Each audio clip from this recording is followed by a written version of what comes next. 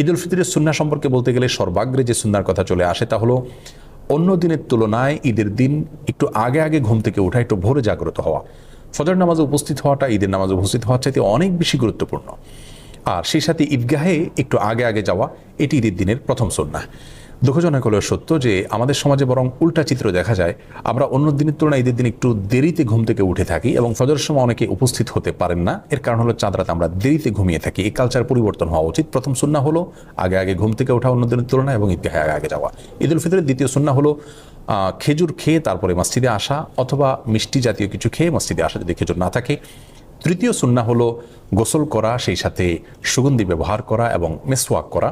4 নম্বর সুন্নাহ হলো যার যা পোশাক আশাক আছে তার মধ্যে থেকে উত্তম পোশাকটি পরিধান করা। নতুন পোশাক আবশ্যক নয়, সুন্নাহ নয়, তবে যা আছে তার মধ্যে থেকে উত্তম এবং তুলনামূলক ভালো পোশাকটি পরা ঈদের দিন, এটা হলো সুন্নাহ। 5 নম্বর সুন্নাহ হলো ঈদগাহে যাওয়ার সময় পায়ে হেঁটে যাওয়া, কোনো বাহন ব্যবহার না করা। যারা বৃদ্ধ বা অসুস্থ তাদের কথা ভিন্ন, সুস্থ স্বাভাবিক মানুষের জন্য বাহন ব্যবহার না করে পায়ে হেঁটে যাওয়াটাও সুন্নাহ। এতে ঈদের সৌন্দর্য বিকশিত হয় এবং প্রকাশিত হয়। 6 নম্বর সুন্নাহ হলো ঈদগাহে যাওয়ার সময় তাকবীর বলতে বলতে যাওয়া। আল্লাহু আকবার, আল্লাহু আকবার, লা ইলাহা ইল্লাল্লাহ, আল্লাহু আকবার, আল্লাহু আকবার ওয়া লিল্লাহিল হামদ। এই তাকবীর পাঠ করতে করতে ঈদগাহে আসা সুন্নাত। গল্পগুজব করতে করতে আসা উচিত নয়। তাকবীর আমাদের মুখে থাকবে এবং আমরা ঈদগাহে যেতে থাকবো। 7 নম্বর সুন্নাহ হলো যেই পথ দিয়ে আমরা ঈদগাহে আসবো, বাসায় যাওয়ার সময় অন্য পথ ধরে আমরা যাব। বিকল্প পথ যদি না থাকে তাহলে রাস্তার যে পাশ দিয়ে আমরা এসেছি অন্য পাশ দিয়ে যাওয়ার চেষ্টা করব। 8 নম্বর সুন্নাহ হলো ঈদের দিন হাসি মুখে থাকার চেষ্টা করা যথাসম্ভব। কোনো কারণে মনে দুঃখ থাকলেও যথাসম্ভব হাসি খুশি থাকার চেষ্টা করতে হবে। সবার সাথে আনন্দ ঘনভাবে সময় কাটানোর চেষ্টা করতে হবে। এটা ঈদের গুরুত্বপূর্ণ একটি সুন্নাহ। ঈদের 9 নম্বর সুন্নাহ হলো যথাসম্ভব মসজিদে বা বদ্ধ জায়গায় ঈদের নামাজ না পড়ে উন্মুক্ত জায়গা বা মাঠে ময়দানে ঈদের নামাজ পড়া উচিত এবং উত্তম সুন্নাহ। এতে ঈদের আনন্দ এর মধ্যে পূর্ণতা পায়। তবে কোনোভাবেই কোনো রাস্তাঘাট, পথ ইত্যাদি বন্ধ করে মানুষের দুর্ভোগ হয় এরকম পরিস্থিতি সৃষ্টি করে দখল করে সেরকম জায়গায় ঈদের নামাজ পড়া উচিত নয়।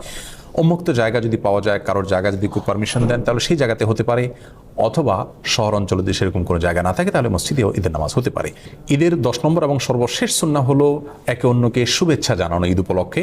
সেটি সাক্ষাৎ হলে হতে পারে, বার্তাযোগে হতে পারে। সাহাবায়ে কেরাম একজনের সাথে অন্যজন সাক্ষাৎ হলে, যোগাযোগ হলে ঈদের দিন তারা শুভেচ্ছা জানাতেন এইভাবে, তাকাব্বালাল্লাহু মিন্না ওয়া মিনকুম সালিহাল আমাল। যার অর্থ হলো গোটা রমজান ব্যাপী আপনি এবং আমি যে সমস্ত নেকামল করেছি আল্লাহ তাআলা আমাদের উভয়ের নেকামলগুলোকে কবুল করে নিন। এই দোয়াটাকে সংক্ষেপে এভাবে বলা যেতে পারে, তাকাব্বালাল্লাহু মিন্না ওয়া মিনকুম, তাকাব্বালাল্লাহু মিন্না ওয়া মিনকুম। এভাবে আমরা একে অন্যকে ঈদের শুভেচ্ছা জানাবো। এটাকে বাংলায় আমরা বলতে পারি, আপনার এবং আমার সমস্ত নেকামলগুলো আল্লাহ তাআলা কবুল করুন। এই দোয়ামূলক শুভেচ্ছা ঈদ উপলক্ষে, ঈদ উল ফিতর উপলক্ষে আমরা একে অন্যকে পেশ করব।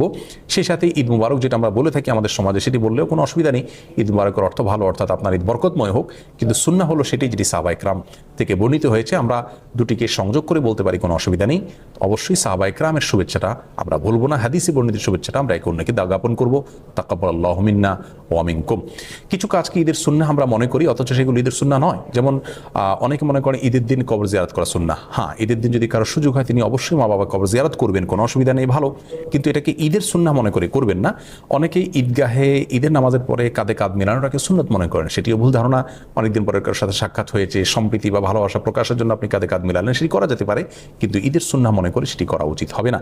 সেই সাথে অনেকে মনে করেন যে ঈদের দিন নতুন পোশাক পরা সুন্নাহ, সেটিও ভুল ধারণা। যা আছে তোমাদের থেকে উত্তম পোশাকটা পরা সুন্নাহ, কিন্তু নতুন পোশাক হতে হবে এমনটি মোটেও আবশ্যক নয়।